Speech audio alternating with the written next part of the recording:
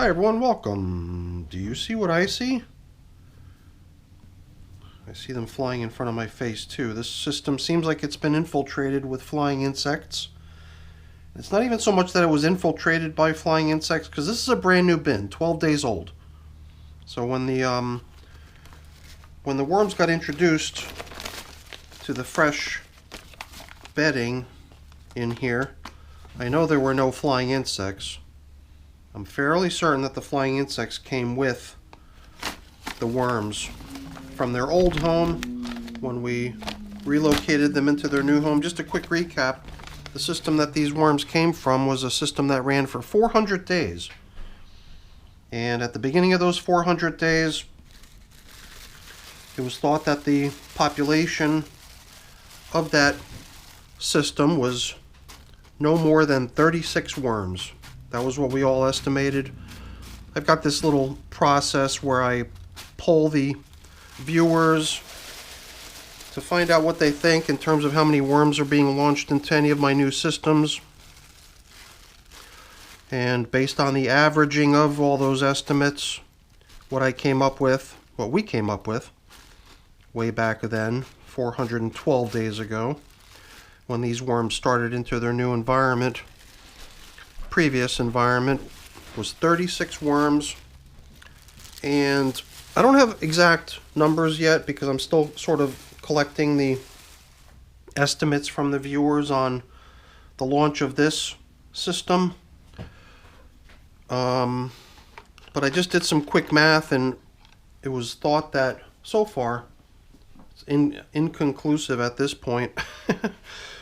But I took 36. I divided what's the current estimated number of worms living in here based on everyone's input. And it does seem like that original 36 worms managed to increase their population size by approximately 87-fold. So you can do the math. It's not an exact number, it's just approximate. Somewhere between 87 and 88 times larger quantity worms living in here than what was originally launched when they first started into their previous home. And they went from a small bin to a slightly larger bin, and now we've actually moved them to even a larger bin. Just really quick, what I'm putting in here is a mix of this stuff right here. It's just some of this Mosquito Dunks BTI solution. There was a little bit remaining in the bottle. I figured we would just dump it in here because that stuff is supposedly geared to, knock out mosquitoes, but I've had luck getting rid of these flying insects using that stuff too. It just sort of interferes with their development from when they try to grow beyond the larval stage or whatever into like an adult flying insect. The BTI solution inhibits their ability to transform into an adult fly, and then that life cycle sort of ends there. I'm trying to refresh my memory on how we set this system up last time we were in here. Evidently we took the top covering newspapers that must have been in the previous system and laid them in here, and it seems like we had a couple coffee filters as well. And those coffee filters are getting nibbled away pretty good. Pretty sure these were still whole when we put them in here last time. I'm thinking all this stuff right here can go right back into the system as the foundation for today's feeding. So let's just set that stuff aside. After we've excavated a little bit of a trench, we'll drop these paper products down into the hole to become the foundation for their last feeding. The last feeding they got, I applied directly out onto the surface.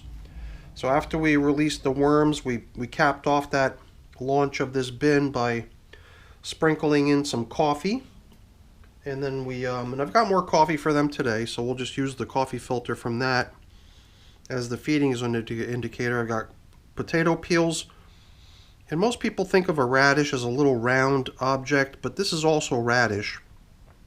But it comes as a slightly longer, thicker root. Same consistency, same crunch, same flavor, same scent everything like that. Just a slightly different form. So I'm going to have to whip up some more of that BTI solution. I just used what I believe was the last of it right there. So yeah, like I was saying before, the last feeding came in the form of first coffee, and then some grit, and then the last thing we sprinkled in was some more of this stuff right here. This is a whole bunch of corn, and that includes the kernels as well, that I dried out, and then I ran through my shredder, the little grinder, little personal grinder, and I came up with that stuff there. So we sprinkled that out here too, and I figured that would be a pretty popular feeding that they would just gobble right up, and it does seem like they did just that. So I figured we would sort of explore here a little bit and look around to see if the worms are making themselves at home within this nice generous space that we provided for them. The old space that they lived in was sort of a wedge configuration where we continued to push their old finished castings to one side of the bin, and it was the opposite side of the bin where we continued to regularly apply the fresh bedding and food supply that they were getting. Here, I'm not certain. I don't think we're going to run this system as a wedge. I just figured we would start off this first feeding after the launch. I mean, technically it's feeding number 2, because the first feeding they got was the one that came in right after the worms were introduced. So this is really feeding number 2.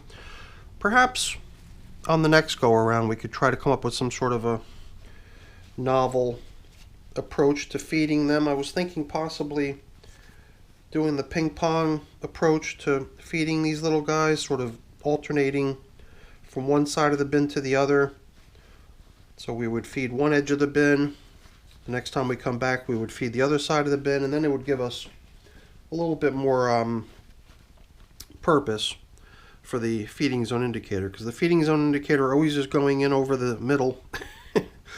Seems almost like, hey, if you're always going to feed down the middle, then what do you even need a feeding zone indicator for? But when you're going to be switching it every time, it's at that point it seems to make a little bit more sense to use a feeding zone indicator, so you can keep tabs on where you last fed, so that you can alternate it. I think in most cases, though, you know, if you have worm bins of your own, you'll know that the worms do pretty much leave like a nice gap, a nice little dedent in the material after they've eaten the food that was put there for them. So finding the place where you last fed is typically not too tough, but I like to just put down feeding zone indicators for the heck of it. So I don't know, what do you guys think? Does that sound like a good idea to introduce that ping pong feeding approach to sort of break up the monotony here? I think that's kind of interesting, because then you also have the opportunity to see how things break down over a greater period of time. So you can kind of check in to see how things from the last feeding turned out, but then you can, to a large degree, leave that stuff undisturbed and then feed on the other side, and then only at the next check-in do you get a chance to really see how things progressed over the course of 2 feeding cycles instead of simply a single feeding cycle. So that's their feeding, potato and radish, and we've given them some grit and we've given them some coffee, and I thought that maybe this this corn concoction here can go in. I don't know, I just thought it'd be nice to sort of mix it in a little bit, mix the coffee with some of the surrounding bedding here, maybe a little bit of this leafy matter, and then mix in this shredded corn cob and corn. This is not just the corn cob, but it also has the corn kernels in it too. And the last time we applied this stuff,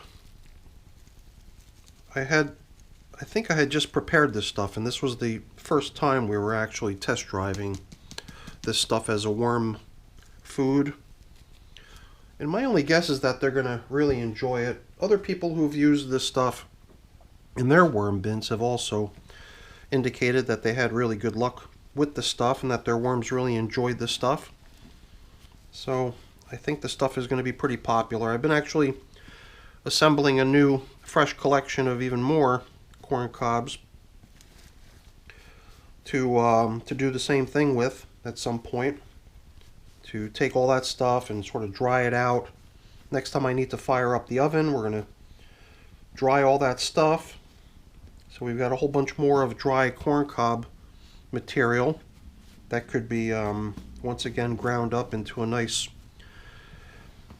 fine consistency. So I don't know, something I have gotten into the habit of doing is to sort of take care of the feeding down the middle, but then also examining the outer edges of the system to make sure that the outer edges don't go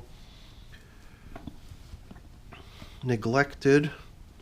But if we adopt this, feeding approach of going from edge to edge, back and forth each time, I think just by the nature of the method of feeding, we'll be sort of forcing the consideration of verifying that things in the outer edges are doing okay.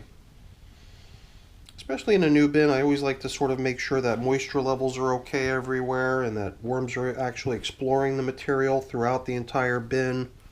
There's nothing in the bin that's putting the worms off or preventing them from being able to explore the entire system. And these worms have been cooped up in pretty small spaces.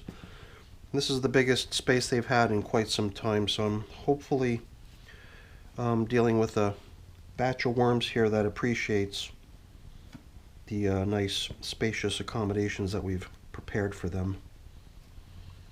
So I think that's it for our check-in here.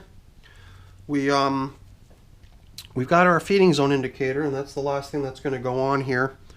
And another thing that we often do in my systems, besides placing a feeding zone indicator on, is put some sort of a top covering piece of paper out there too beneath the plastic, so that the plastic doesn't get covered in all kinds of debris like this right here. I mean, I wouldn't say that that's the only reason for it, but I also think that the worms appreciate it. And I think that this old paper covering from their old environment will be kind of a nice thing to put out here and start actually using it as a a piece of compostable material, a piece of material that can start getting nice and wet so that the worms begin nibbling on that as well. And then we'll no longer be considering this as our Taco Bell bin, because yeah, that's a Taco Bell bag. So that'll bring an end to that distinction that we've had for this system from time to time. So this will no longer be the Taco Bell bin. It'll just be the bin with the mixed red worms in it. And I think next time we'll definitely need to come in with a fresh batch of my BTI solution. I've just got to whip up a new batch of it because right now I'm out. That was the last of it. But luckily I've got a few more of these little cakes. Alright everyone, that's it for the check-in with the mixed red worms on day 12, getting feeding number 2. So far so good. The only complaint I have is the flying insects. Luckily this is the only place I see them. Knock on wood. Hopefully that's the only place they're at. And I'm going to do my best to try to get rid of them as soon as possible. Alright everyone, that's it for the video. Hopefully you enjoyed it. If you did, as always, please don't forget to leave me a quick thumbs up before you go. That's always really appreciated. And if you haven't done so already, please also consider subscribing to the channel. That's very much appreciated as well. Alright everyone, have a great day. Thanks for watching. Bye now.